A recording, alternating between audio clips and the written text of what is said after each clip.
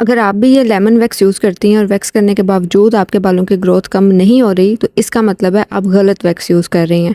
हालांकि हम wax use करते ही इस वजह से हैं कि बालों की ग्रोथ कम हो, बाल लेट आएँ और एक टाइम पे जाके हमारे बाल बिल्कुल ख़त्म हो जाएं।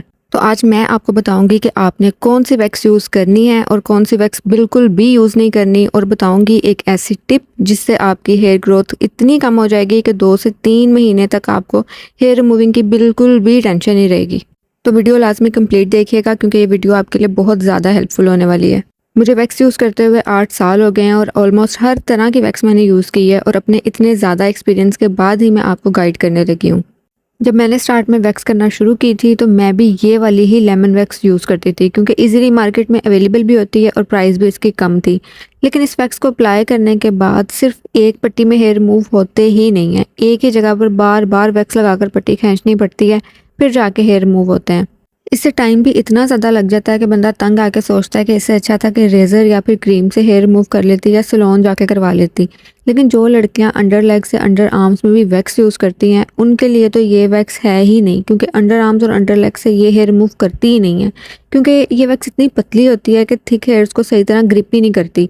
और जब वैक्स करते हैं तो स्किन हीटअप हो जाती है, पसीना आना शुरू हो जाता है, और पसीने की वजह से ये इतनी पतली वैक्स हो जाती है कि इस पर पट्टी चिपकती ही नहीं है। अगर ये वैक्स आप टांगों और बाजुओं पे भी यूज़ करें तो बालों की ग्रोथ पे बिल्कुल भी कोई फ़र्क नहीं पड़ता, जितने हेयर्स थे उतने ही आते हैं। तो ये वाली वैक्स मैं आपको बिल्कुल भी रिकमेंड नहीं करूँगी, ये आपने बिल्कुल भी परचेज़ नहीं करनी। अब ये दूसरी वैक्स की बात करते हैं। ये फिंगर वैक्स है और इसको फेस के लिए यूज़ किया जाता है, क्योंकि 350 या 400 तक की ये छोटी सी डिब्बी आती है, तो ज़ाहिर है आप इसको फेस पे ही यूज़ करेंगे। लेकिन मेजॉरिटी गर्ल्स जो होती हैं वो इस वैक्स को अपने अंडर आर्म्स और अंडर लेग्स के लिए भी यूज़ करती हैं, और मैंने भी इसको अंडर आर्म और अंडर लेग्स के लिए ही यूज़ किया था। लेकिन मैंने जब ये वैक्स अंडर लेग्स में यूज़ की तो इससे मुझे बालों की ग्रोथ पहले से भी ज़्यादा लगी थी। यानी इस वैक्स को करने के बाद जब दोबारा बाल आए तो बाल के एक पोर में से 2 या 3 बाल निकले हुए थे। तो ज़ाहिर है जब आप फेस पे भी इसको अप्लाई करेंगे तो ये बालों की ग्रोथ ज़्यादा करेगी।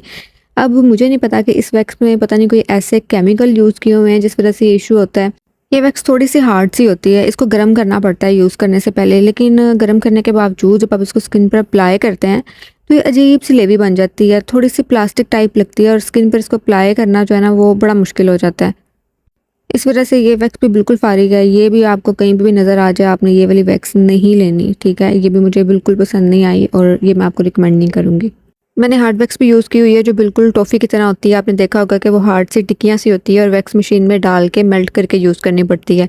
तो वो टांगों बाजुओं के लिए ठीक है, अंडर आर्म्स के लिए भी ठीक है, लेकिन अंडर लेग्स अगर आप खुद करती हैं, सैलून से नहीं करवाती, तो हार्ड वैक्स से वैक्सिंग करना बहुत मुश्किल हो जाती है, क्योंकि उससे हाथ ढीला पड़ जाता है। जब आप खींचते हैं ना वैक्स लगा के तो हाथ ढीला पड़ जाता है उससे, तो इस तरह नील भी पड़ सकता है और स्किन भी डैमेज हो सकती है। तो हार्ड वैक्स मैं टांगों बाजुओं अंडर आर्म्स के लिए रिकमेंड करूँगी, लेकिन अंडर लेग्स के लिए आपने बिल्कुल हार्ड वैक्स नहीं यूज़ करनी।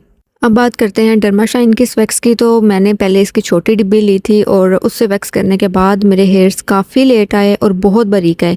मैं इतने टाइम से दूसरी वैक्सेस यूज़ करती आई हूँ, लेकिन इसका रिज़ल्ट मुझे सबसे ज़्यादा पसंद आया, क्योंकि वैक्स हम यूज़ इसलिए करते हैं कि बाल कम आएँ और लेट आएँ, और इस वैक्स की ये बात मुझे बहुत अच्छी लगी कि इसे आप एक बार ही सही से स्किन पर अप्लाई करेंगे और पट्टी लगा के हेयर रिमूव करेंगे तो एक बार में ही स्किन से सारे बाल बिल्कुल क्लियर कर देती है। और नेक्स्ट टाइम जब आपके बाल भी आएंगे तो वो भी बारीक होंगे और लेट आएंगे। तो पहले मैंने छोटी वैक्स की डिब्बी ली थी, लेकिन जब मुझे इतनी पसंद आई तो फिर मैंने दोबारा इसका जो है ये बड़ा डिब्बा लिया है। ये वाला वैक्स का डिब्बा थोड़ा सा कॉस्टली है, क्योंकि एक डिब्बा आपको जो है वो 1500 से 1600 तक का मिलता है। लेकिन अगर आपने ये एक डिब्बा लिया होगा तो आप 5 से 6 बार मैक्सिमम वैक्स कर सकते हैं। यानी अगर आप बाजुओं से, टांगों से, अंडर आर्म, अंडर लेग से वैक्स करते हैं तो आप 5 से 6 बार इसको यूज़ कर सकते हैं। तो इस लिहाज से ये बिल्कुल भी महंगा नहीं है। तो अगर इस वैक्स को आप रेगुलर यूज़ करते रहेंगे तो एक टाइम पे जाके आपके बहुत कम बाल रह जाएंगे, बालों की ग्रोथ बहुत ज़्यादा कम हो जाएगी, और इसको अप्लाई करना भी बहुत इजी है।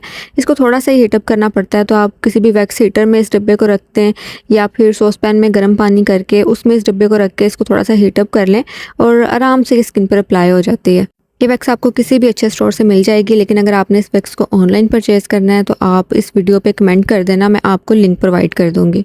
अब सबसे इम्पोर्टेंट बात कि आपने परमानेंटली हेयर ग्रोथ कैसे रोकनी है, लेकिन उससे पहले मेरी इस वीडियो को लाजमी लाइक कर दें और मेरे चैनल को भी सब्सक्राइब कर दें। तो प्रो टिप ये है कि कोई भी डिब्बी छोटी सी ले लें और उसमें पानी डाल लें थोड़ा सा, और एक छोटा टुकड़ा फटकड़ी का डाल दें, ठीक है। और जब भी वैक्स करनी है, वैक्स करने के बाद आपने उस फटकड़ी वाले पानी को कॉटन की हेल्प से अप्लाई करना है स्किन पे, ठीक है। जहाँ से आपने हेयर रिमूव किए होंगे उस जगह पे आपने ये वाला पानी जो फटकड़ी वाला है ये अप्लाई करना है। तो आप 5 to 6 टाइम्स ये काम कर लेंगे तो आप खुद विजिबल डिफरेंस देखेंगे कि आपके बाल कितनी लेट और बहुत कम आया करेंगे।